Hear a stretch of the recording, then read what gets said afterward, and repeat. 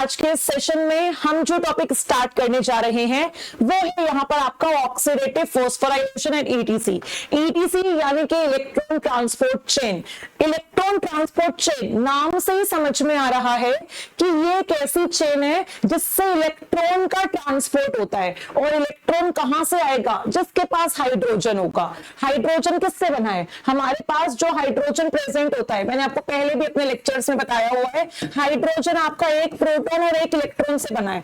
तो जिसके पास भी हाइड्रोजन होगा वो अल्टीमेटली आपको इलेक्ट्रॉन देगा। क्या देगा? वो अल्टीमेटली आपको इलेक्ट्रॉन देगा। तो ईटीसी इलेक्ट्रॉन ट्रांसपोर्ट चेन, इसको हम यूकैरियोट्स के रिस्पेक्ट में समझने जा रहे हैं। भाई किसके रिस्पेक्ट में समझने जा रहे हैं? यूकैरियोट्स के रिस्पेक्ट में समझने जा रहे हैं। यूकैरियोट्स में ईटीसी का जो काम होता है ये कहां पर होता है? What is the location of electron transport chain? तो भाई हमारा ईटीसी जो होती है, इलेक्ट्रॉन ट्रांसपोर्ट चेन जो होती है, ये इनर माइटोकॉन्ड्रियल मेम्ब्रेन पर टेक प्लेस करती है। कहां पर टेक प्लेस करती है? इनर माइटोकॉन्ड्रियल मेम्ब्रेन पर। हमारी जो माइटोकॉन्ड्रिया है उसकी अंदर वाली जो लेयर प्रेजेंट है, जैसे कि यहां पर इस तरीके से हमने आउटर लेयर ऑफ माइटोकॉन्ड्रिया बना दिया और ये प्रेजेंट है हमारा माइटोकॉन्ड्रिया का अंदर वाला layer, inner layer of mitochondria. तो ये जो इनर लेयर है ना, इस इनर लेयर पर ही, अंदर वाली मेम्ब्रेन पर ही आपका इलेक्ट्रॉन ट्रांसपोर्ट चेन का काम चलता है।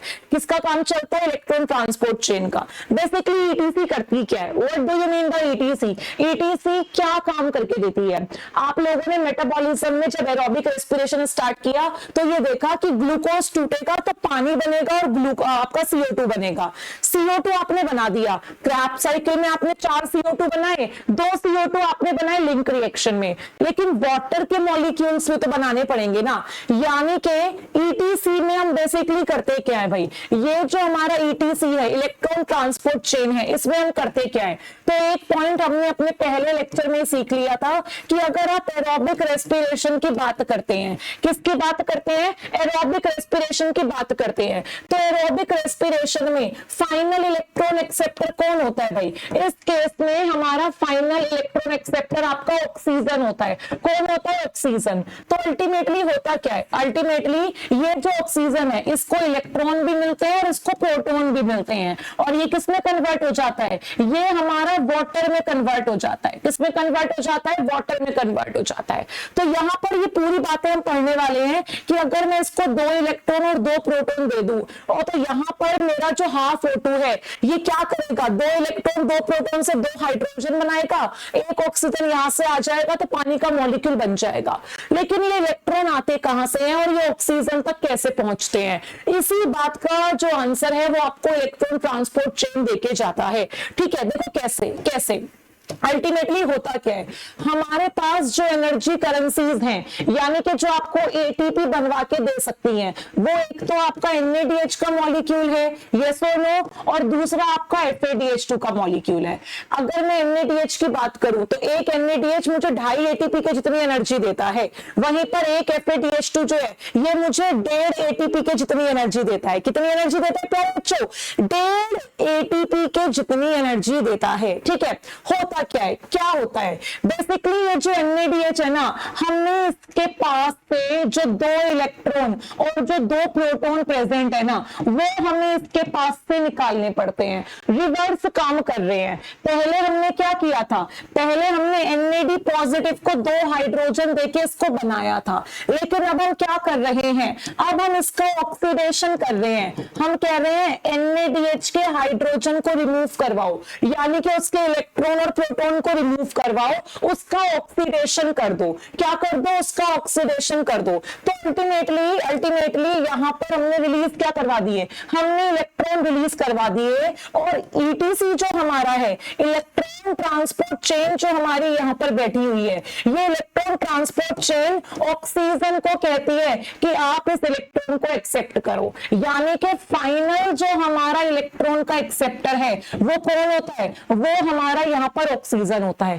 तो ऑक्सीडेशन जो है वो यहां पर NADH का हो रहा है, और अल्टीमेटली जब ये काम होता है तो हमारी फ्री एनर्जी रिलीज होती है। क्या होता है भाई? फ्री एनर्जी जो है वो हमारी रिलीज होती है और उससे हम लोग अपने एटीपी का प्रोडक्शन करवाते हैं। और ये भी आपको सिखाया जाएगा डिटेल में कि एटीपी यहाँ पर बनता कैसे है, माइटोकॉन्ड्रिया को power house of the cell क्यों कहते हैं, एटीपी यहाँ पर बनता कैसे है। तो सबसे पहले तो हमें ये पता होना चाहिए बेटा जी कि हमारे पास NADH जो है ये भी इलेक्ट्रॉन को लॉस करता है, और जो FADH2 है ये भी क्या करता है, 2 हाइड्रोजन है ना इसके पास, तो ये भी यहाँ पर क्या करता है भाई, ये भी यहाँ पर 2 इलेक्ट्रॉन और 2 प्रोटॉन को रिलीज कर सकता है, यानी इसको भी आप FAD में कन्वर्ट कर सकते हो, इसका भी आप क्या कर सकते हो, इसका भी आप ऑक्सीडेशन कर सकते हो। और ये जो हमारे 2 इलेक्ट्रॉन हैं ये भी ETC के थ्रू किसके पास चले जाएंगे, ETC के थ्रू आपके फाइनल इलेक्ट्रॉन एक्सेप्टर यानी कि ऑक्सीजन के पास चले जाएंगे। किसके पास चले जाएंगे, ऑक्सीजन के पास चले जाएंगे। तो हम जो ETC पढ़ने जा रहे हैं, हमारा जो टॉपिक है आज इलेक्ट्रॉन ट्रांसपोर्ट चेन, वो करता क्या है, ऑक्सीडेटिव फॉस्फोराइलेशन बात की बात है।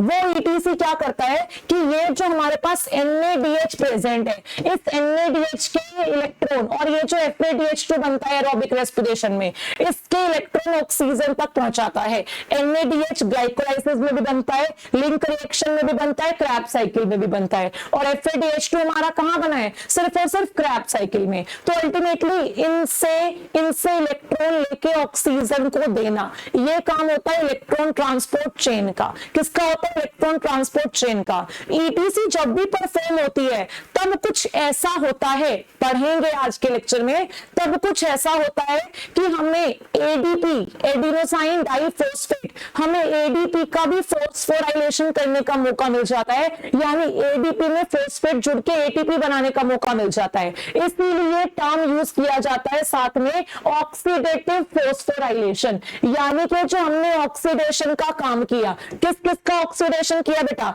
हमने यहाँ पर ऑक्सीडेशन किया NADH का और FADH2 का, उनके ऑक्सीडेशन से ETC चली और हमें ATP बनाने के लिए ADP का जो फॉस्फोराइलेशन करना पड़ा, उसके लिए हमें यहाँ पर एनर्जी मिली। इसीलिए ETC हमेशा पहले चलता है, पहले इलेक्ट्रॉन का फ्लो होता है, उसके बाद हमारा ATP का फॉर्मेशन होता है, यानी कि ऑक्सीडेटिव फॉस्फोराइलेशन का काम होता है। तो पहले हम लोग ETC को समझने जा रहे हैं। किसको समझने जा रहे हैं जी, ETC को समझने जा रहे हैं। ठीक है, ETC के बारे में जो बातें हैं वो हम करने जा रहे हैं।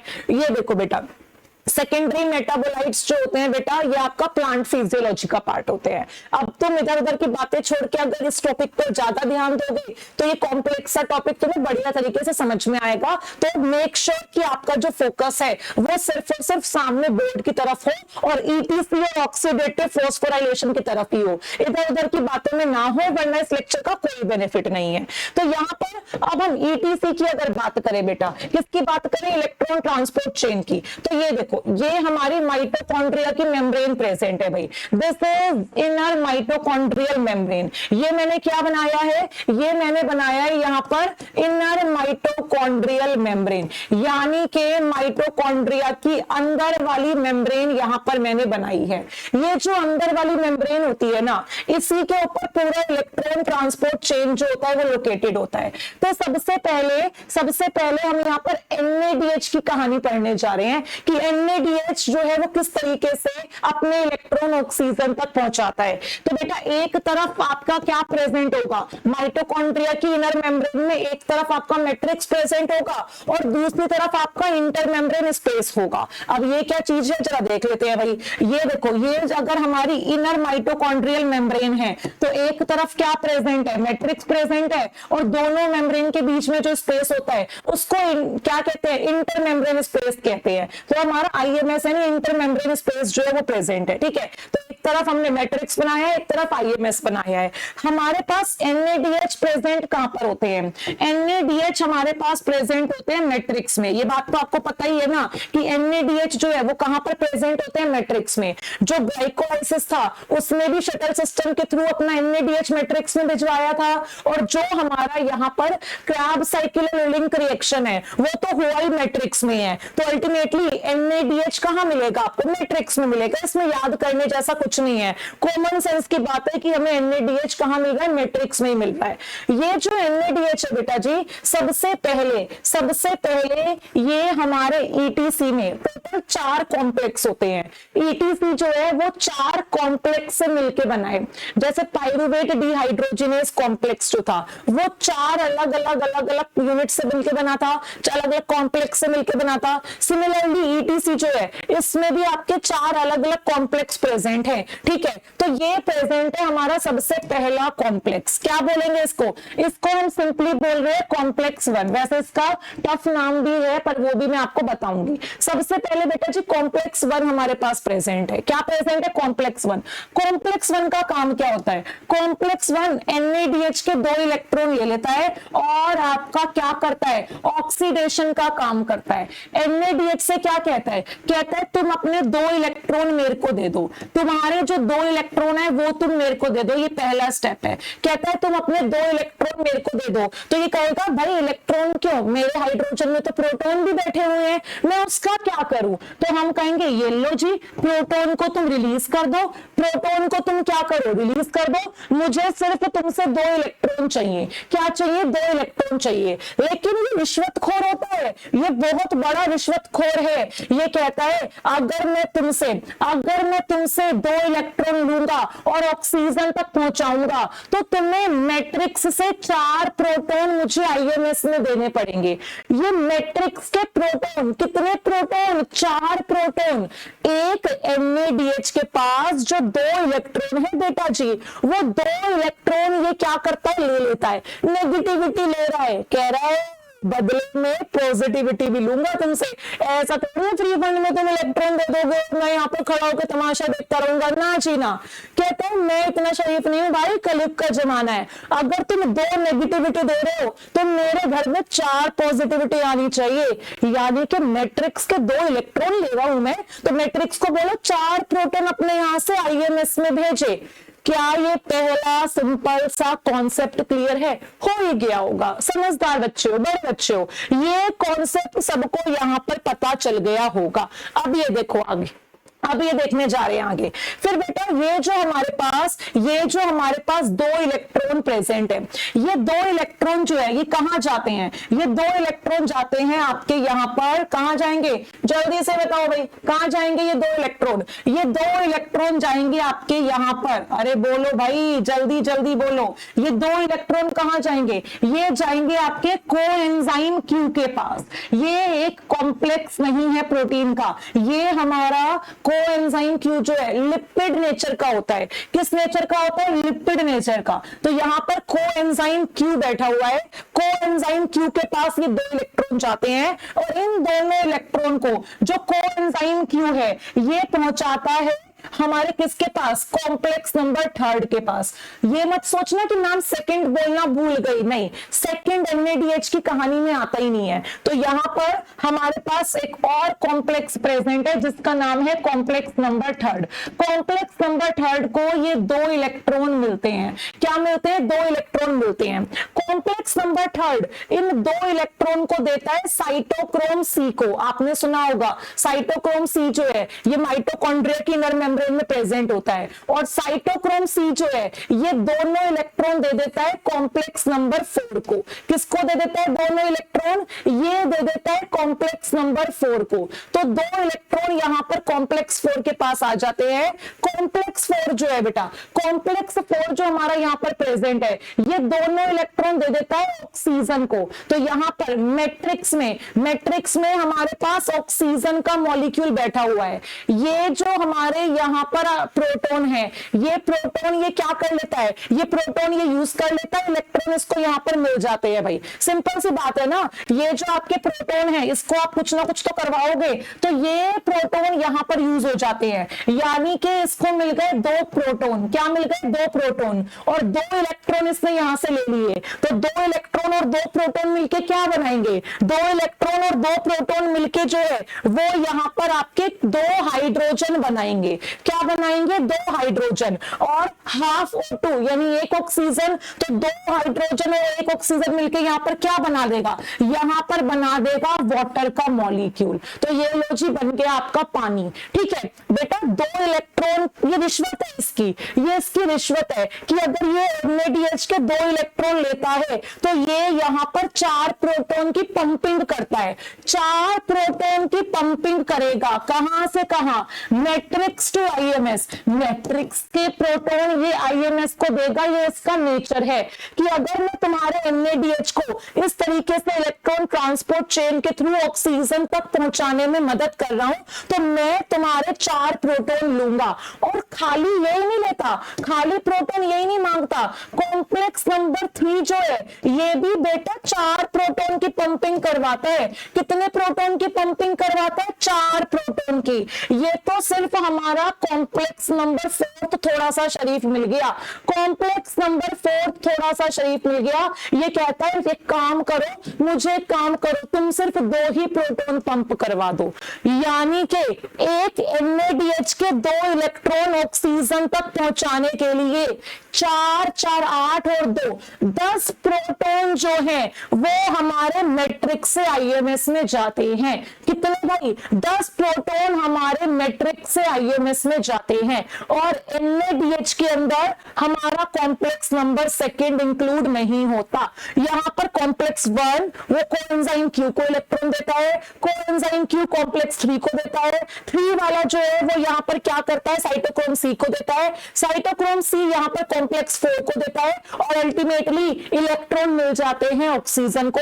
और यहां पर आपका वाटर का फॉर्मेशन होगा। क्या होगा, वाटर का फॉर्मेशन होगा। ठीक है, देखो यहां बैलेंसिंग नहीं है कि 2 इलेक्ट्रॉन है तो 2 ही प्रोटॉन की पंपिंग होगी, नहीं, हाइड्रोजन थोड़े बना रहे हो जो बैलेंसिंग करोगे। आपको सिर्फ इतना समझना है कि मैं किसी का कुरियर लेके जा रहा हूं तो बदले में मैं पैसा लूंगा, यानी कि मैं 2 इलेक्ट्रॉन कहीं पर दे रहा हूं तो मैंने आपसे 4 प्रोटॉन की पंपिंग करवाई है मैट्रिक्स से IMS में। तो देखो मैट्रिक्स जो होती है इसके पास से पॉजिटिविटी जा रही है और IMS में पॉजिटिव चार्ज जा रहा है, इसीलिए बेटा, इसीलिए मैट्रिक्स की तरफ से हम लोग नेगेटिव होते हैं और क्या बोलते हैं इस फेज को एन फेज, और IMS की तरफ से हमारे पास पॉजिटिव चार्ज ज्यादा प्रेजेंट होता है तो यहां पर हमारा P फेज प्रेजेंट होता है। तो N फेज और P फेज मतलब यहां से पॉजिटिविटी जा रही है तो नेगेटिविटी है, वहां पॉजिटिविटी जा रही है यानी कि वो P फेज, पॉजिटिव फेज आपका प्रेजेंट है। ये अभी ओवरव्यू है, अभी हम डिटेल में भी सीखेंगे चीजों को। इट इज जस्ट ओवरव्यू, ये सिर्फ और सिर्फ क्या है, आपका ओवरव्यू है। तो ये तो हमारे NaDH की कहानी थी कि हमने यहां पर क्या किया बेटा, हमने यहां पर कर दिया ऑक्सीडेशन ऑफ NaDH, NaDH का ऑक्सीडेशन कर दिया और ये ऑक्सीजन इसको फाइनली इलेक्ट्रॉन पहुंचाती है। This is your electron transport chain. ये आपका ETC इलेक्ट्रॉन ट्रांसपोर्ट चेन है जो NaDH के लिए काम कर रही है। किसके लिए काम कर रही है, NaDH के लिए काम कर रही है। बेटा बैलेंसिंग करोगे ना, पानी में एक ही ऑक्सीजन का मॉलिक्यूल चाहिए तो बैलेंसिंग करने के लिए थोड़ी बहुत तो केमिस्ट्री कभी सीखी होगी, मॉलिक्यूल्स को बैलेंस करते हैं। यहां पर अगर O2 में हाफ नहीं लगाएंगे तो H2O2 हाइड्रोजन पेरोक्साइड बन जाएगा। हमें पानी बनाना है, क्या बनाना है, पानी बनाना है। ठीक है, चलो भाई, यस, ये मैट्रिक्स में प्रोटॉन्स बहुत सारे पड़े होते हैं। मैट्रिक हर जगह प्रोटॉन है, प्रोटॉन है तभी तो pH है। बॉडी में प्रोटॉन्स हर जगह होते हैं, कहीं कम कहीं पर ज्यादा, तभी तो आपका pH बैलेंस हो पाता है, वरना कैसे pH निकालोगे। तो प्रोटॉन्स, कॉमन सेंस है बेटा, प्रोटॉन तो बॉडी में हर जगह प्रेजेंट है, हर जगह बॉडी में प्रोटॉन प्रेजेंट है। ठीक है, चलो भाई, यस यस यस, इधर देखो, इधर देखो, अभी आगे की कहानी सुनो। वापस से हम अपना इनर माइटोकॉन्ड्रियल मेम्ब्रेन ड्रॉ करने जा रहे हैं भाई। क्या ड्रॉ करने जा रहे हैं, इनर माइटोकॉन्ड्रियल मेम्ब्रेन ड्रॉ करने जा रहे हैं। और थोड़ा सा शांति अगर बनाए रखेंगे तो मुझे थोड़ा सा एक बार डिटेल में पढ़ाने दो, आपके डाउट्स खुद ब खुद क्लियर हो जाएंगे, खुद ब खुद क्लियर हो जाएंगे। थोड़ा सा पेशेंस रखेंगे। देखो, जब हम यहां पर बात करते हैं FADH2 की, किसकी बात करते हैं, FADH2 की, तो FADH2 क्रैब साइकिल एलिमेंट से बना था, यानी कि मैट्रिक्स की तरफ प्रेजेंट होगा। ठीक है, ये जो FADH2 है इसके भी हम 2 इलेक्ट्रॉन मांगेंगे, यानी कि यहां पर हमने FAD जो है इसको रिलीज कर दिया और साथ में भाई हाइड्रोजन थे, इलेक्ट्रॉन तो आपने ले लिए, प्रोटॉन भी तो रिलीज करने पड़ेंगे तभी तो हाइड्रोजन उड़ेगा उसकी बॉडी से। ये देखो, यानी कि इसका हमने कर दिया ऑक्सीडेशन। हमने क्या कर दिया, हमने यहां पर FADH2 का कर दिया ऑक्सीडेशन, और इसके जो 2 इलेक्ट्रॉन थे बेटा, इसके 2 इलेक्ट्रॉन लेता है कॉम्प्लेक्स नंबर सेकंड, यानी कि इन्होंने बहुत क्लियर सा हिसाब लगाया हुआ है कि NADH आएगा तो कॉम्प्लेक्स 1 इलेक्ट्रॉन लेगा और FADH2 आएगा तो कॉम्प्लेक्स 2 लेगा। इसके आगे की कहानी सेम है बच्चा पार्टी, इसके आगे की कहानी क्या है, इसके आगे की कहानी सेम है, यानी कि ये देखो, ये देखो, ये देखो, ये जो हमारा 2 इलेक्ट्रॉन है कॉम्प्लेक्स नंबर सेकंड, ये भी किसको देता है, ये भी देता है कोएंजाइम Q को। किसको देता है, कोएंजाइम Q को। और ये कोएंजाइम Q किसके पास लेके जाता है, ये लेके जाता है आपके जो इलेक्ट्रॉन्स हैं इनको कॉम्प्लेक्स नंबर 3 के पास। ठीक है, तो ये रहा लालची कॉम्प्लेक्स नंबर 3। कॉम्प्लेक्स नंबर 3 कह रहा है अगर मैं 2 इलेक्ट्रॉन आगे ट्रांसपोर्ट करूंगा तो मैं यहां पर प्रोटॉन की पंपिंग करूंगा। और कितने प्रोटॉन पंप करता है ये बच्चा जानता है, अभी सिखाया है 4 प्रोटॉन। सिर्फ पूरे ETS में, सिर्फ पूरे ETS में कॉम्प्लेक्स नंबर सेकंड है जो यहां पर क्या नहीं करता, प्रोटॉन की पंपिंग नहीं करता। कभी भी गलती से प्रोटॉन की पंपिंग कॉम्प्लेक्स नंबर सेकंड के भरोसे मत छोड़ देना। हर कोई कॉम्प्लेक्स यहां पर प्रोटॉन की पंपिंग करता है सिवाय इसके। कहते ना पूरी क्लास में एक इनोसेंट बच्चा होता है जिसके अंदर ईमानदारी होती है, ये वही इनोसेंट ईमानदार बच्चा है तुम्हारी क्लास का, रिश्वत नहीं लेता। कहता कोई बात नहीं, इंसानियत के नाते मैं ट्रांसपोर्ट कर दूंगा, मुझे रिश्वत की जरूरत नहीं है, रिश्वत नहीं लेना चाहता ये बिल्कुल भी। ठीक है, यस, इधर देखो, इधर देखो, इधर देखो, इधर देखो, अब ये देखो, अब ये देखो, यहां पर जो इलेक्ट्रॉन है वो किसके पास जाएगा, वो जाएगा साइटोक्रोम C के पास। और साइटोक्रोम C जो है, ये जो इलेक्ट्रॉन है इसको किसको देंगे, तो ये अपने इलेक्ट्रॉन दे देंगे भाई, पास कर देंगे किसको, कॉम्प्लेक्स नंबर 4 को। तो ये रहा हमारा यहाँ पर कॉम्प्लेक्स नंबर 4। अल्टीमेटली जो 2 इलेक्ट्रॉन है वो 2 इलेक्ट्रॉन इसके पास आएंगे, दोनों इलेक्ट्रॉन को ये क्या करेगा, ऑक्सीजन को दे देगा। किसको दे देगा, ऑक्सीजन को। और प्रोटॉन तो हमारे पास है ही, कहां से आएंगे प्रोटॉन हमारे पास, ये रहे प्रोटॉन, यहां से हमारे पास जो प्रोटॉन है भाई वो आ जाएंगे और यहां पर ऑक्सीजन को इलेक्ट्रॉन और प्रोटॉन मिल गया, यानी कि हाइड्रोजन मिल गया तो बन जाएगा वाटर का मॉलिक्यूल। और रिश्वत कौन लेगा, रिश्वत लेगा कॉम्प्लेक्स 4। कितनी रिश्वत लेगा, कहेगा मुझे भी 2 प्रोटॉन चाहिए, क्या चाहिए, 2 प्रोटॉन की पंपिंग चाहिए। तो हमारे पास अगर आप FADH2 का ऑक्सीडेशन करते हो तो कितने प्रोटॉन की पंपिंग होती है, हमारे पास 6 प्रोटॉन की पंपिंग होती है। लेकिन NADH के बदले 10 प्रोटॉन की पंपिंग होती है। कितने प्रोटॉन की पंपिंग होती है, 10 प्रोटॉन की पंपिंग होती है। ये ओवरऑल सिनेरियो समझ में आया या नहीं आया, यस, सब कुछ सेम टाइम पर चल सकता है, बस कोएंजाइम Q एक बार में एक ही इलेक्ट्रॉन एक्सेप्ट करता है, कोएंजाइम Q एक बार में एक ही इलेक्ट्रॉन एक्सेप्ट करता है, बाकी सब चीजें यहां पर एक साथ चलती रहती हैं। ठीक है, चलो भाई, चलो भाई, चले आगे।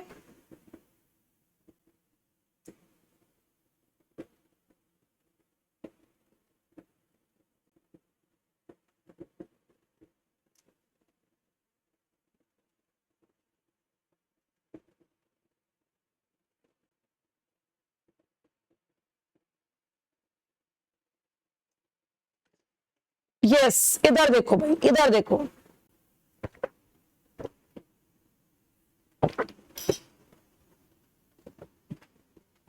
क्लियर है, क्लियर है, क्लियर है भाई, इधर देखो, इधर देखो भाई, इधर देखो, बहुत सारे। आपको क्या लगता है, आपको क्या लगता है एक ही कोएंजाइम क्यों है, भतेरे कोएंजाइम क्यों है मेम्ब्रेन के पास, भतेरे साइटोक्रोम C है मेम्ब्रेन के पास, एक एक थोड़ी है, बहुत सारे कोएंजाइम क्यों, बहुत सारे ETCs और बहुत सारी चीजें मेम्ब्रेन के पास प्रेजेंट है भाई, बहुत सारी चीजें मेम्ब्रेन के पास प्रेजेंट है। अब थोड़ा सा बेटा, थोड़ा सा डिटेल वर्जन हम लोगों को पढ़ना पड़ेगा भाई, थोड़ा सा डिटेल वर्जन यहाँ पर हमें पढ़ना पड़ेगा। कैसे डिटेल वर्जन पढ़ना पड़ेगा? इनके निकनेम पढ़े हैं अभी तो तुमने कि अच्छा तुम्हें कॉम्प्लेक्स 1 कहते हैं, तुम्हें 2 कहते हैं, तुम्हें 3, तुम्हें 4, लेकिन आपको इनके बड़े बड़े भारी भरकम नाम भी याद करने पड़ेंगे। भारी भरकम नाम भी आपको इनके याद करने पड़ेंगे। तो यहां पर हम एंजाइम लिखने जा रहे हैं। क्या लिखने जा रहे हैं? एंजाइम में किस कॉम्प्लेक्स का क्या नाम है। ओवरऑल हमारे पास कितने कॉम्प्लेक्स प्रेजेंट है? 4 कॉम्प्लेक्स प्रेजेंट है। उसके बाद हर कॉम्प्लेक्स कितने सब यूनिट से बना है भाई? हर कॉम्प्लेक्स कितने सब यूनिट से बना है, हमें वो लिखना है। देन बेटा जी हमें प्रोस्थेटिक ग्रुप याद करने हैं कि कौन से कॉम्प्लेक्स में कौन सा प्रोस्थेटिक ग्रुप प्रेजेंट है। सेक्शन बी का क्वेश्चन बनता है यहां से, सेक्शन बी का क्वेश्चन आपको यहां से बनता है। तो सबसे पहला जो कॉम्प्लेक्स है जो है हमारा कॉम्प्लेक्स 1, ये क्या करता है? ये NADH के हाइड्रोजन चुराता है, तो इसीलिए इसको NADH डिहाइड्रोजिनेज के नाम से भी जानते हैं। किसके नाम से जानते हैं? NADH डिहाइड्रोजिनेज के नाम से भी जानते हैं, क्योंकि इसका काम क्या है? इसका काम है NADH से हाइड्रोजन चुराना। भाई NADH से हाइड्रोजन चुराता है ना, तो इस कॉम्प्लेक्स को, कॉम्प्लेक्स 1 को NADH डिहाइड्रोजिनेज नाम से भी जाना जाता है। और ये कोएंजाइम Q को रिड्यूस कर रहा है, उसको इलेक्ट्रॉन दे रहा है, तो इसका एक और नाम है, इसको NADH कोएंजाइम Q रिडक्टेज भी कहते हैं। क्या कहते हैं? NADH कोएंजाइम Q रिडक्टेज, ये भी इसी का ही नाम है। दो नाम है, एक नाम इनका NADH डिहाइड्रोजिनेज है, दूसरा नाम इसका क्या है? दूसरा नाम है NADH कोएंजाइम Q रिडक्टेज, यानी NADH ने कोएंजाइम Q को इलेक्ट्रॉन देके उसको रिड्यूस कर दिया। अच्छा जी, कितने सब यूनिट से मिलकर बना है? 46 सब यूनिट से मिलकर बना है। और इसके प्रोस्थेटिक ग्रुप आपके FMN होते हैं, और इसके पास आयरन सल्फर सेंटर्स मिलते हैं। क्या मिलते हैं? आयरन सल्फर सेंटर्स मिलते हैं।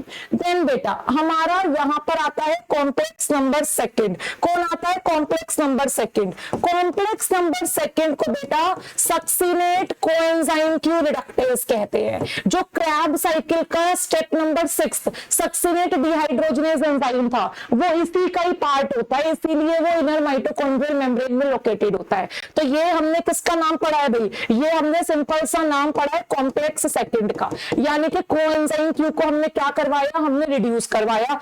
इसमें कितने सब यूनिट होती है? बहुत ही कम होती है। इसमें सिर्फ 4 सब यूनिट होती है। इसमें भी आपका क्या प्रेजेंट होता है? आयरन सल्फर सेंटर प्रेजेंट होता है, लेकिन एक और प्रोस्थेटिक ग्रुप है इसके पास, that is FAD।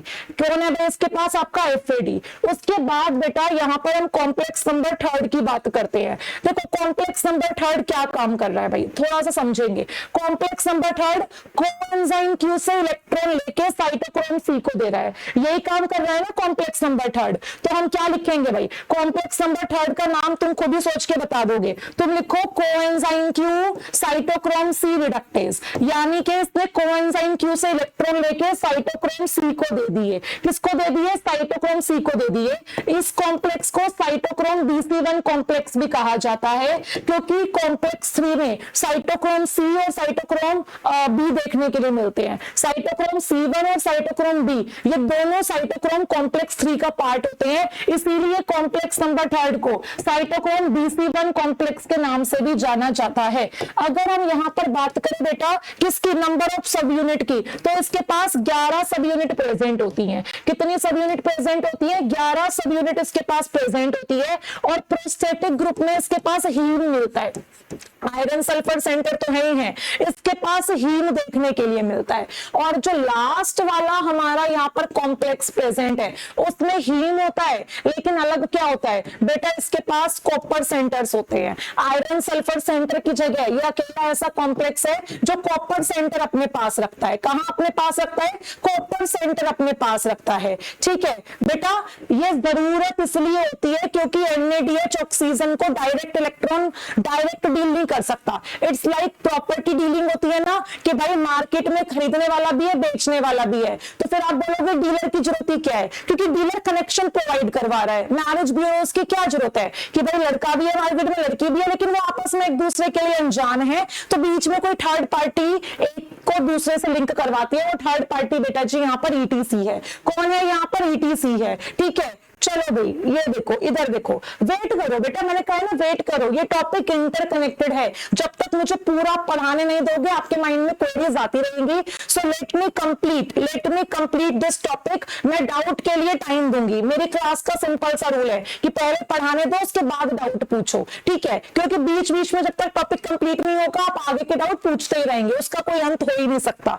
Complex number 4 की बात करें तो कॉम्प्लेक्स नंबर 4 को, क्योंकि इसने साइटोक्रोम सी से इलेक्ट्रॉन लिए हैं, यानी कि इसने साइटोक्रोम सी को ऑक्सीडाइज किया है ना उससे इलेक्ट्रॉन लेके, इसको साइटोक्रोम सी ऑक्सीडेज के नाम से जानते हैं। किसको भाई? कॉम्प्लेक्स नंबर 4 को। और कितने सब यूनिट से मिलकर बना है बेटा? ये आपका 13 सब यूनिट से मिलकर बना है। ये 11 सब यूनिट से बना था और ये आपका 13 सब यूनिट से मिलकर बना है। तो ये चारों कॉम्प्लेक्स आपका इलेक्ट्रॉन ट्रांसपोर्ट चेन का पार्ट होते हैं। किसका पार्ट होते हैं? इलेक्ट्रॉन ट्रांसपोर्ट चेन का पार्ट होते हैं। अब इनके बारे में और ज्यादा डिटेल में पढ़ना है बेटा, इनके बारे में हमें और भी ज्यादा डिटेल में पढ़ना है। सिंपल सी बात, सब अभी तक जो हमने समराइज्ड वर्जन पढ़ा वो क्या पढ़ा कि मेरे पास NADH प्रेजेंट था। इस NADH से मैंने क्या किया? मैंने NAD पॉजिटिव बनाया और यहां पर जो मेरे पास इलेक्ट्रॉन और प्रोटॉन रिलीज हुए, इन इलेक्ट्रॉन और प्रोटॉन को किसने लिया भाई? इन इलेक्ट्रॉन प्रोटॉन को हमारे ऑक्सीजन ने लिया और अल्टीमेटली यहां पर वाटर का मॉलिक्यूल बन गया। यही तो काम हमने किया है कि हमने ऑक्सीजन को रिड्यूस किया है। क्या किया है हमने? यहां पर reduction of oxygen into water, हमने ऑक्सीजन को हाइड्रोजन देके उससे पानी बनवाया है। और यहां पर क्या हुआ है? यहां पर ऑक्सीडेशन हुआ है। किसका ऑक्सीडेशन हुआ है जी? NADH का। ये हमने सीख लिया और ये सेम काम हमने FADH2 के साथ भी किया है। FADH2 के साथ भी किया है। कुछ इस तरीके से आप उसके लिए भी यहां पर लिख सकते हैं, अपने भाव जो है वो इसके लिए भी प्रकट कर सकते हैं। This is the summarised version कि हम किस तरीके से ETC के थ्रू ये सारा काम करते हैं। अब ये देखो, डिटेल वर्जन थोड़ा सा देखने की बारी आ गई है भाई कि ये जो कॉम्प्लेक्सेस हैं ये किस तरीके से डिटेल्ड मैनर में यहां पर चलते हैं, डिटेल्ड मैनर में काम करते हैं। तो होता क्या है बेटा? आपसे सीक्वेंस वाला क्वेश्चन आता है। कौन सा क्वेश्चन आता है आपसे? सीक्वेंस वाला क्वेश्चन आता है। जैसे कि इधर देखो, ये प्रेजेंट है मेरे पास आपका इनर माइटोकॉन्ड्रियल मेम्ब्रेन, ये मेरे पास आपका मैट्रिक्स प्रेजेंट है, ये आपका इंटरमेम्ब्रेन स्पेस प्रेजेंट है। तो यहां पर सबसे पहले हमने बना दिया आपका कॉम्प्लेक्स नंबर 1। कॉम्प्लेक्स नंबर 1 का तो सिंपल सा काम है, ये NADH। मैं बार बार इसीलिए लिख रही हूं ताकि तुम्हारी बुद्धि के अंदर जाए मैं पढ़ाना क्या चाह रही हूं भाई, तुम्हें समझ में आए कि मैम क्या समझाना चाह रही हैं। इसने यहां पर 2 इलेक्ट्रॉन ले लिए और बदले में क्या किया? बदले में 4 प्रोटॉन का पंपिंग करवाया। प्रोटॉन का पंपिंग याद रखना बहुत जरूरी है। ये 2 इलेक्ट्रॉन ये कोएंजाइम Q को दे रहा है और कोएंजाइम Q जो है इसको देता है कॉम्प्लेक्स नंबर 3 को। भाई किसको देता है? इसको कॉम्प्लेक्स नंबर 3 को। तो इसकी डिटेल जानना जरूरी है कि कॉम्प्लेक्स नंबर 3 में क्या क्या प्रेजेंट होता है, इलेक्ट्रॉन पहले किसको मिलता है और इलेक्ट्रॉन बाद में किसको मिलता है। ये सारी बातें आपको जाननी जरूरी है। हाँ जी, कोई क्वेरी किसी की अभी तक? यस, अभी हम सीख रहे हैं, बहुत कुछ अभी हम सीख रहे हैं और आगे भी सीखते रहेंगे भाई, आगे भी हम लोग सीखते रहेंगे। चले जी आगे, जल्दी जल्दी बताओ भाई, आगे चले। Is it clear to everyone? हाँ जी।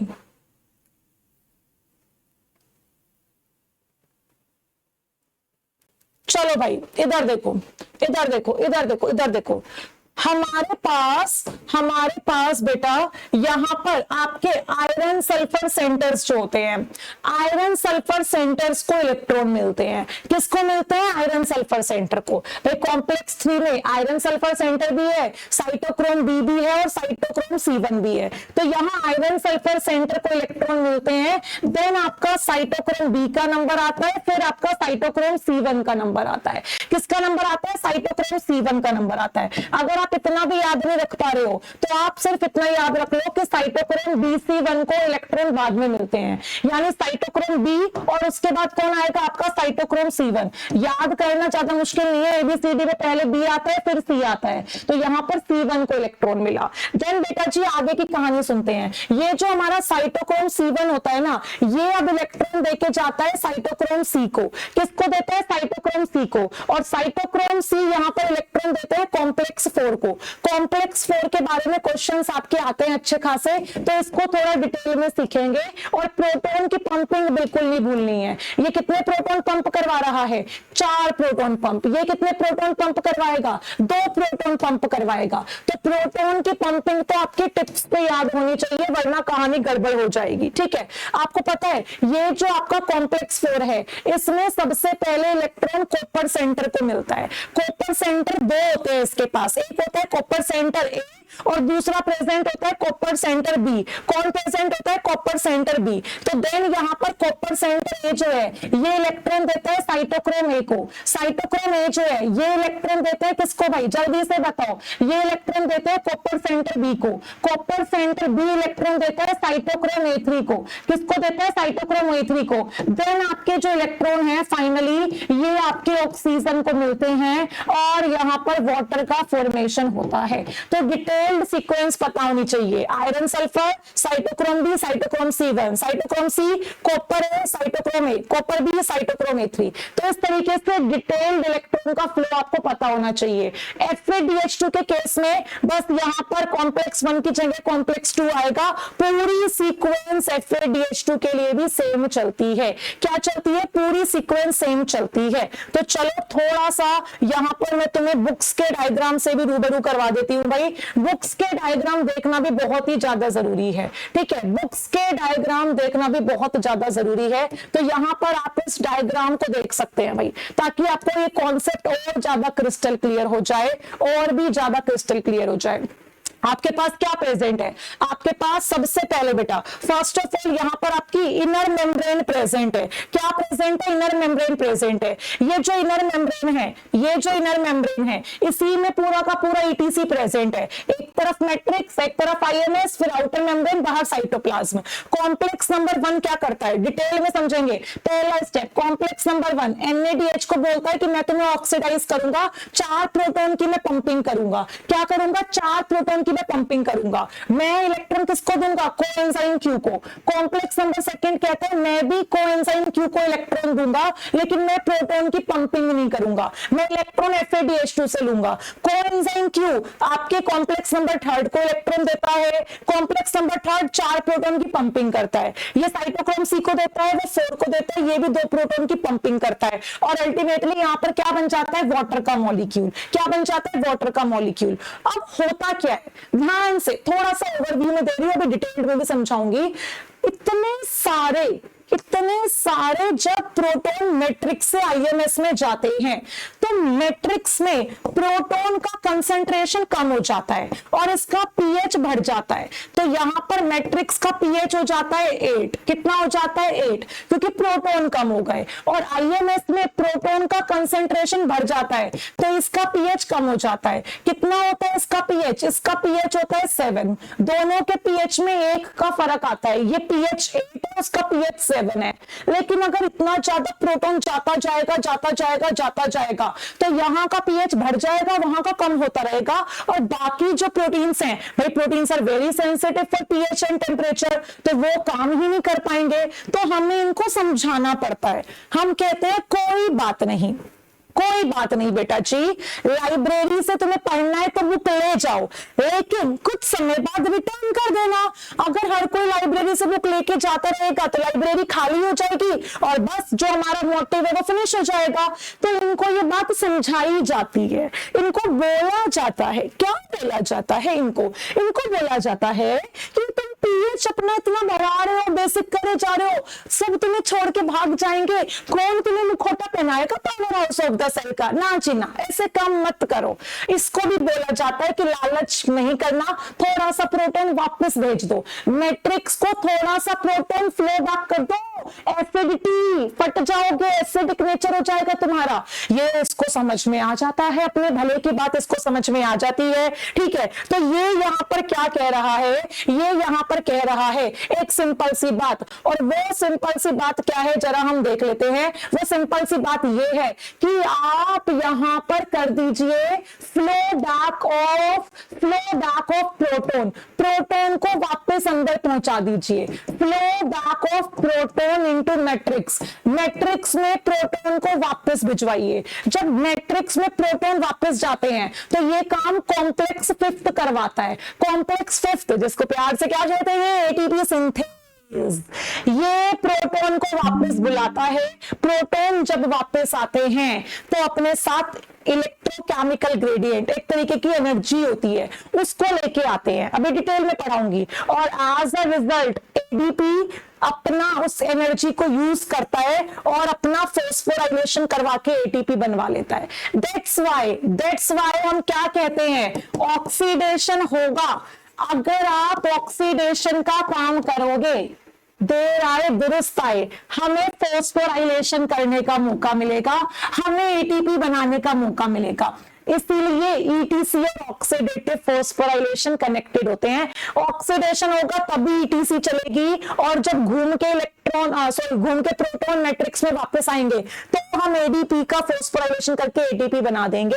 दैट्स व्हाई आप माइटोकॉन्ड्रिया को पावर हाउस ऑफ सेल बोलते हो, क्योंकि इसकी मैट्रिक्स में एटीपी का फॉर्मेशन होता है। कहां पे होता है, इसकी मैट्रिक्स में एटीपी का फॉर्मेशन होता है। तो क्या ये बात आप सबको ओवरव्यू जो है वो समझ में आ गया? ओवरव्यू समझ में आया या नहीं आया? हमने सिंपल तरीके से स्टार्ट किया था, लेकिन एक कॉम्प्लेक्स लेवल पर लाके हम यहाँ पर खड़े हो गए हैं। अभी और भी डिटेल पढ़नी है बेटा, अभी तो और भी डिटेल पढ़नी है बेटा, और ज्यादा। मेरा कहने का मतलब क्या है कि पीएच इसका जो पहले था उससे कम हो गया। पीएच डाउन मतलब एसिडिक नहीं होता, मतलब पीएच कम हुआ है। अब अगर और डाउन हो जाएगा तो और ज्यादा चीजें खराब होती चली जाएंगी। ठीक है, मैं 7 को एसिडिक नहीं कह रही हूं, मैं कह रही हूं अगर पीएच आपका और कम हो गया, प्रोटॉन को आप वापस नहीं दोगे, अपने पास रखोगे, तो आपका पीएच 7 से कम हो जाएगा और चीजें बिगड़ती चली जाएंगी। चीजें क्या हो जाएंगी, आपकी बिगड़ती हुई चली जाएंगी। ठीक है, यस यस यस। अभी और डायग्राम देखेंगे, इतने से डायग्राम से थोड़े ना मैं तुम्हें पढ़ा के छोड़ दूंगी इतना इंपॉर्टेंट टॉपिक। अभी तो हम और डायग्राम देखेंगे, 72 डायग्राम देखेंगे, 72। जब तक तुम बोलोगे नहीं कि मैम मजा ही आ गया, मजा, अरे ये कहां भाग गई मेरी स्क्रीन, जब तक तुम नहीं बोलोगे कि मैम मजा आया तब तक तो भाई नहीं कॉन्सेप्ट। अरे क्लिक क्यों नहीं होगा, हो जा क्लिक। इनके भी अपने नखरे हैं भाई, इनके भी अपने नखरे हैं। अब इतने सुंदर डायग्राम बनाने में बहुत टाइम लगता है। कॉन्सेप्ट तो तुम्हें बना बना के सिखाया है पूरा, लेकिन सुंदर, इतना सुंदर डायग्राम तुम ऐसे देख के करो। ठीक है, कॉन्सेप्ट तो समझ ही गए हो ना, वो तो तुम्हें पूरा लिखवा के बताया है। क्या कह रहा है, फिर से वही कहानी कह रहे हैं कि ये हमारी मैट्रिक्स है मैम, मैट्रिक्स में क्रैब्स साइकिल अपना चल रही है, लिंक रिएक्शन अपना चल रही है। ऐसा थोड़ी है कि क्रैब्स साइकिल जब तक एक बार ईटीसी नहीं होता दोबारा नहीं चलती, क्रैब्स साइकिल चलती रहती है। क्रैब्स साइकिल तुम्हें FADH2 NADH की सप्लाई देती रहती है, तुम उनको ऑक्सीडाइज करते हो। 4 प्रोटॉन यहां पंप करोगे, ये एक भी प्रोटॉन पंप नहीं करेगा, 4 प्रोटॉन यहां पंप, 2 प्रोटॉन यहां पंप, तो अल्टीमेटली NADH के इलेक्ट्रॉन पहुंचते हैं ऑक्सीजन के पास, और आपके यहाँ पर FADH2 के इलेक्ट्रॉन भी पहुंचते हैं ऑक्सीजन के पास, पानी बनता है। और ये कॉम्प्लेक्स फिफ्थ जो प्रेजेंट है, जिसको एटीपी सिंथेस कहते हैं, एटीपी सिंथेस कहते हैं, कॉम्प्लेक्स फिफ्थ कहते हैं, इसको F0 F1 कॉम्प्लेक्स के नाम से भी जानते हैं। ये प्रोटॉन को जब वापस लाता है तो साथ में यहाँ पर इलेक्ट्रोकेमिकल ग्रेडियंट भी लाता है, और इसको एनर्जी की फॉर्म में मान के एडीपी अपना फोस्फोराइलेशन करके एटीपी बनाता है। मैंने एक बार और रिवाइज करवा दिया, एक बार मैंने तुम्हें और रिवाइज करवा दिया। मैम फर्स्ट टाइम इतना अच्छा समझ में आया है, अभी आगे भी आएगा। तो अभी तो तुम वेद प्रेप पे बैठे हो, वेद प्रेप पर बैठने का रीजन यही है कि तुम्हें कॉम्प्लेक्स चीजों से डरना नहीं है, तुम्हें डरना नहीं है, और अपने फ्रेंड्स को भी बताना है भाई आपके बैचेस स्टार्ट हो चुके हैं, किसी को भी बैचेस ज्वाइन करने हैं, क्या चाहे वो CUET PG के लिए हो गेट बीटी के लिए हो भाई, गेट एक्सेल के लिए हो, आईआईटी जाम के लिए हो, जितने भी एग्जाम एग्जिस्ट करते हैं, सीएसआईआर नेट के लिए हो, गेट बी के लिए हो, जस्ट आप इस नंबर के थ्रू अपने आप को एनरोल करवा सकते हैं कि ऐसे प्लेटफॉर्म पे जहां टीचर दिल से पढ़ाते हैं, ना कि रिस्पॉन्सिबिलिटी समझ के। रिस्पॉन्सिबल तो हम हैं, लेकिन हम चाहते हैं आप इंजॉय करके पढ़ो, हम भी इंजॉय करके पढ़ाएं, वरना तो हम भी बोर हो जाएंगे। 10 साल से मेटाबॉलिज्म पढ़ा रहे हैं और लगता है यार गाना सा याद हो गया बस उसको गा देते हैं। नहीं, एवरी क्लास हम सोचते हैं कि आज कुछ नया, कुछ अलग एनर्जी के साथ बच्चों के सामने जाना है ताकि बच्चे भी इंजॉय करें। मेरे लिए भले ही आप हो सकता है मैं 100 टाइम मेटाबॉलिज्म पढ़ा रही हूँ, हर साल इतने बैचेस आते हैं, लेकिन आपके लिए तो पहली बार है ना, तो वी विल मेक श्योर कि आप हर क्लास को एंजॉय करो। ठीक है, चलो भाई, बहुत बढ़िया, बहुत बढ़िया। यस यस बिल्कुल, अभी अभी पढ़ेंगे, रुक जाओ बेटा, आगे की बात मुझसे मत पूछो, आगे की बात तुम मुझसे मत पूछो, मुझे पहले पढ़ाने दो। मैंने कहा है ना, आगे की बात पूछोगे तो दिक्कत हो जाएगी। मैं एटीपी सिंथेसिस पूरा सिखाऊंगी कि एफ नोट क्या होता है, F1 क्या होता है, सब बताऊंगी, बट थोड़ा सा तुम्हें पेशेंस रखना पड़ेगा, थोड़ा सा पेशेंस रखना पड़ेगा। पहले हम बात करेंगे inhibitors of electron transport chain की। इलेक्ट्रॉन ट्रांसपोर्ट चेन को कौन कौन इनहिबिट करता है भाई? Inhibitors of electron transport chain, देखो सबसे इंपॉर्टेंट इनहिबिटर अगर मैं तुम्हें बताऊं, हमारा NADH जो है, ये NADH किसको इलेक्ट्रॉन देता है? ये NADH इलेक्ट्रॉन देता है कोएंजाइम Q को, और ये काम कौन करवाता है? ये काम करवाता है कॉम्प्लेक्स नंबर 1। कॉम्प्लेक्स नंबर 1 के रास्ते में बहुत सारे लोग बैठे हैं जो इसकी खुशी बर्दाश्त नहीं कर पाते, नहीं कर पाते, और इनमें से सबसे पहला आता है रोटिनोन। कौन आता है? रोटिनोन। रोटिनोन एक प्लांट प्रोडक्ट है। क्या है? एक प्लांट प्रोडक्ट है। इस कैटेगरी में आपका एमोबार्बिटल भी आता है।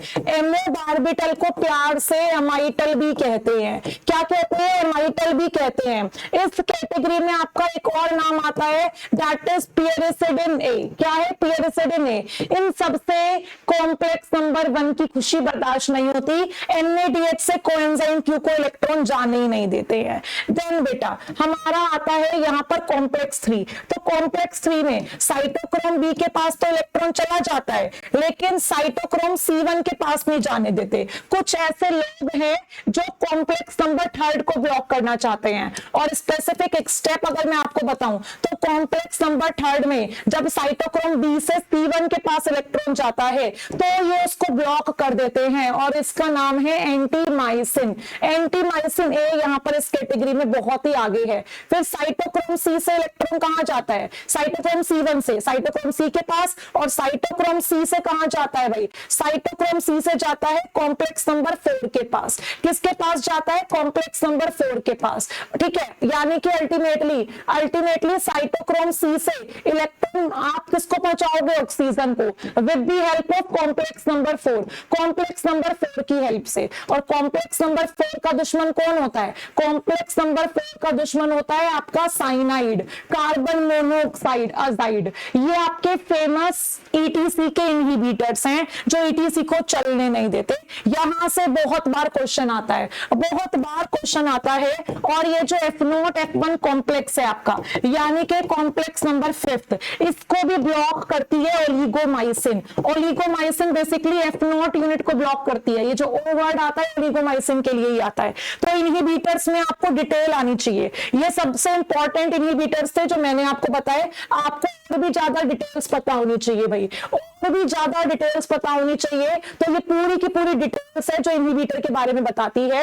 इसको याद करने की ट्रिक है। पहली ट्रिक आती है आपकी यहाँ पर क्रैप, यानी कि देखो रोटिनोन पढ़ लिया, एमोबार्बिटल, पियरिसिडिन, सी से क्लोरप्रोमाजिन भी आपको याद करना चाहिए। क्रैप आपका कॉम्प्लेक्स 1 है। देन आपका CM, यानी कि कॉम्प्लेक्स नंबर 2 नहीं पढ़ाना तो उसका भी पता होना चाहिए आपको। CM कार्बोक्सिन और मेलोनेट जो है उसके इनहिबिटर होते हैं। कॉम्प्लेक्स नंबर 3 को आप बैन से याद कर सकते हो। बैन जिसमें एंटीमाइसिन है तो मैंने पढ़ा दिया, लेकिन इसके अलावा डाइमरकापोल और आपका नेप्थोक्विनोन भी आता है। फिर आपका यहाँ पर इस तरीके से C कैश करके आप याद कर सकते हो। साइनाइड, कार्बन मोनोऑक्साइड, सोडियम अमाजाइड, ठीक है, हाइड्रोजन सल्फाइड, ये सारे के सारे क्या होते हैं, ये सारे के सारे आपके यहाँ पर क्या होते हैं, इनहिबिटर्स होते हैं कॉम्प्लेक्स 4 के। तो ये डिटेल्ड वर्जन है, इससे ऊपर क्वेश्चन नहीं आना। डिटेल्ड वर्जन है कि किस कॉम्प्लेक्स को कौन सा इनहिबिटर क्या करता है बेटा, किस कॉम्प्लेक्स को कौन सा इनहिबिटर यहाँ पर ब्लॉक करता है, क्या करता है, ब्लॉक करता है।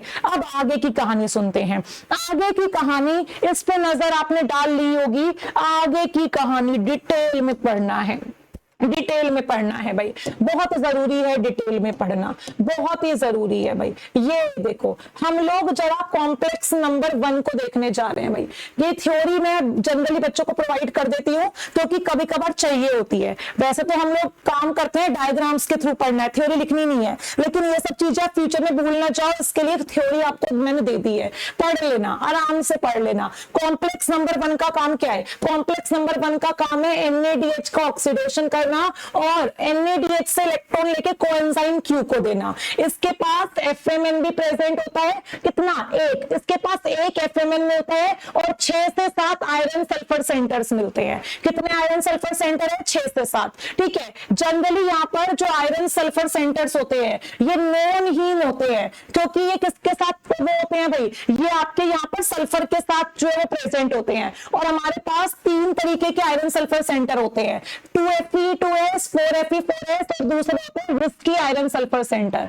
तो आयरन सल्फर सेंटर हमारे पास अलग अलग तरीके के प्रेजेंट होते हैं, ठीक है। जनरली इन दोनों में सिस्टीन अमीनो एसिड प्रेजेंट होता है। क्या प्रेजेंट होता है, सिस्टीन अमीनो एसिड प्रेजेंट होता है। लेकिन रिस्की आयरन सल्फर सेंटर जो होता है इसमें आपके पास सिस्टीन की जगह हिस्टिडाइन प्रेजेंट है भाई, ये फर्क होता है इन दोनों में। 2Fe 2S 4Fe 4S में सिस्टीन अमीनो एसिड जो है आयरन से लिंक करता है, लेकिन यहां पर आपका कौन प्रेजेंट होता है, आयरन के साथ हिस्टिडाइन प्रेजेंट होता है रिस्की आयरन सल्फर सेंटर में। और मैं आपको इनका स्ट्रक्चर भी दिखा देती हूँ, ये स्ट्रक्चर याद नहीं करना, सिर्फ अमीनो एसिड बाय चांस आपसे पूछ लिया जाए तो सिर्फ अमीनो एसिड को समझाने के लिए मैं आपको यहाँ पर जो डायग्राम्स है वो दिखा रही हूँ भाई। देख रहे हो यहाँ पर किस तरीके से, यहाँ पर आपके पास पूरे सिस्टीन मिलेंगे भाई, पूरे चारों जो है वो सिस्टीन मिलेंगे। यहाँ पर जो 2 सिस्टीन है उनकी जगह 2 हिस्टिडाइन आ गए, 2 सिस्टीन को रिप्लेस कर दिया 2 हिस्टिडाइन ने। जैसे कि यहाँ पर 1 2 3 4 1 2 3 4 दिख रहे हैं, यहाँ पर 2 सिस्टीन को किसने रिप्लेस कर दिया, आपके हिस्टिडाइन अमीनो एसिड ने रिप्लेस कर दिया, ठीक है। क्या कर दिया, हिस्टिडाइन अमीनो एसिड ने रिप्लेस कर दिया। देन अब आप लोग कोएंजाइम Q के बारे में पढ़ो भाई, उसके बारे में जानना भी अति आवश्यक है भाई, बहुत इंपॉर्टेंट है कोएंजाइम Q के बारे में जानना। देखो कोएंजाइम Q जो है इसका एक और नाम है, कोएंजाइम Q को यूबिक्विनोन भी कहते हैं। क्या कहते हैं, यूबिक्विनोन, यानी कि खाली ये जो Q लिखा रहता है ये हमारा यूबिक्विनोन है, इसके पास एक भी हाइड्रोजन नहीं है,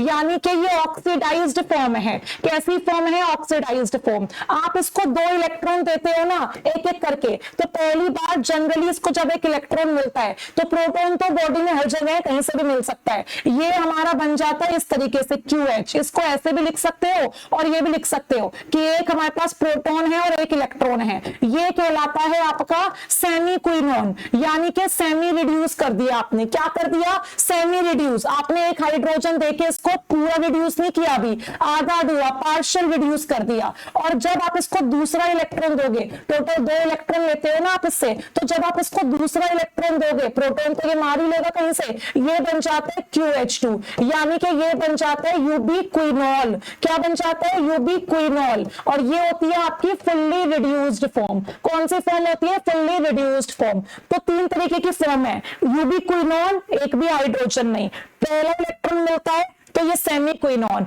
और ये बन जाता है फिर आपका यहाँ पर फुल्ली रिड्यूस यूबिक्विनोल। क्या बन जाता है, यूबिक्विनोल बन जाता है। और बताया हुआ है भाई इसके बारे में, क्या बताया हुआ है, बताया हुआ है इसके बारे में। वो सिंपल सी चीज क्या है भाई, यस ये सिंपल सी चीज है कि ये लिपिड सोल्यूबल है, लिपिड सोल्यूबल है और आइसोप्रीन की यूनिट से कनेक्टेड रहता है, ठीक है, आइसोप्रीन की यूनिट से कनेक्टेड रहता है। फिल्म मैंने इसकी बता दी भाई, फिल्म मैंने इसकी बता दी कि ये 3 फॉर्म में एग्जिस्ट करता है। चलो चलो भाई कॉम्प्लेक्स नंबर सेकंड और थर्ड के बारे में भी पढ़ लेते हैं। Now let's read about complex number second और थर्ड। भाई कॉम्प्लेक्स नंबर सेकंड आपको पता है कोई प्रोटॉन की पंपिंग नहीं करेगा, बहुत शरीफ है भाई, ये किसी प्रोटॉन की पंपिंग नहीं करता, इसमें सक्सिनेट डिहाइड्रोजनेज इन्वॉल्व होता है जो कि क्रैब्स साइकिल के 6th स्टेप में भी इन्वॉल्व था। और ये हमारा क्या करता है भाई, ये हमारे FeTH2 के इलेक्ट्रॉन लेके कोएंजाइम Q को देता है। और बहुत इंपॉर्टेंट है, वेरी इंपॉर्टेंट, किसी प्रोटॉन की पंपिंग में ये इन्वॉल्व नहीं होता। देन हमारा कॉम्प्लेक्स नंबर थर्ड आता है। कौन आता है? Complex number third. ये क्या करता है भाई, कॉम्प्लेक्स नंबर थर्ड जो है इसको कौन इलेक्ट्रॉन देता है? इसको कोएंजाइम Q इलेक्ट्रॉन देता है। और सबसे इंपॉर्टेंट बात, यहां पर क्या इन्वॉल्व होते हैं भाई, यहां पर आपके risky iron sulphur centre involve होते हैं। और यहां पर आप एक साइकिल देखते हो जिसको Q साइकिल कहते हैं। क्या कहते हैं? Q cycle. ये Q साइकिल क्या है समझ लीजिए भाई, ये Q साइकिल क्या है, किस चीज का नाम है, ये अब आप लोग मेरे साथ यहां पर समझ लीजिए, बहुत ही इंपॉर्टेंट है, बहुत ही इंपॉर्टेंट है। डायग्राम के थ्रू मैं आपको इसको समझाती हूँ भाई, ये जो Q साइकिल है इसको मैं डायग्राम के थ्रू समझाती हूँ। आई होप आप सबको डायग्राम क्लियर दिख रहा होगा। थ्योरी भी मैं अटैच कर दूंगी, आप आराम से उसको रीड कर सकते हैं। थ्योरी को भी आप आराम से क्या कर सकते हैं, रीड कर सकते हैं। ठीक है, चलो भाई, यस यस, आवाज आ रही है बेटा? इतने सारे बच्चे बैठे हैं क्लास में, अगर आवाज नहीं आती तो किसी को नहीं आती, आवाज नहीं आती तो किसी को नहीं आती। आवाज आ रही है या नहीं आ रही बता दीजिए भाई। हाँ जी, मेरे हिसाब से तो आवाज आ रही है और बहुत बेहतरीन आ रही है। आवाज भी आ रही है और बेहतरीन भी आ रही है भाई। यस यस यस, आगे की कहानी सुनते हैं, अभी आगे की कहानी सुननी है हमें।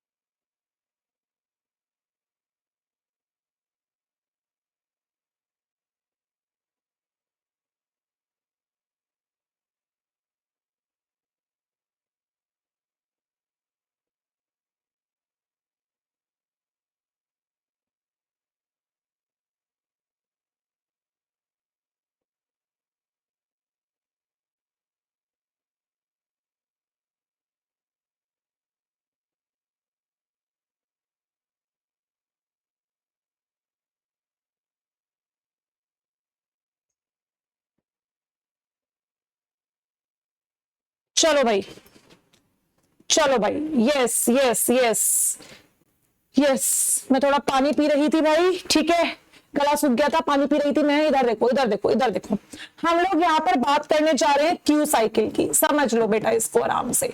Q साइकिल बेसिकली आपके जो कोएंजाइम Q है उसके भरोसे चलती है कि आप उस कोएंजाइम Q को कैसे वापस दोगे, आप उसको खर्च तो कर रहे हो, उसको वापस कैसे दोगे।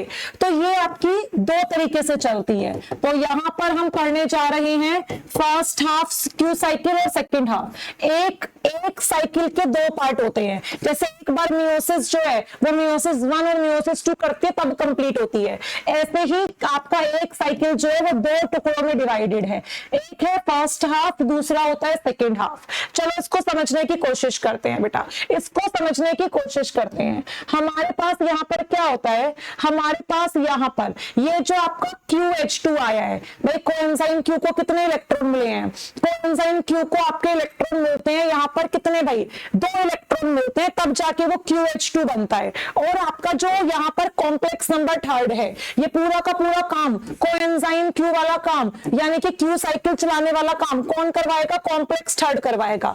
ये टोटल 4 प्रोटॉन पंप करता है। तो 2 प्रोटॉन ये पंप करता है पहली हाफ साइकिल में और 2 प्रोटॉन बेटा जी ये पंप करता है सेकंड हाफ साइकिल में। टोटल 4 प्रोटॉन की पंपिंग होती है ना कॉम्प्लेक्स थर्ड से। तो 2 प्रोटॉन पहले पार्ट में पंप होते हैं, 2 प्रोटॉन बाद में पंप होते हैं। होता क्या है, ज्यादा डिटेल नहीं, बस ओवरव्यू आपको पता होना चाहिए। जो QH2 है, ये QH2 कहता है कि मैं Q रिलीज करूंगा, मैं Q को रिलीज करूंगा, लेकिन Q रिलीज करेगा इसका मतलब इसने 2 इलेक्ट्रॉन रिलीज करे होंगे।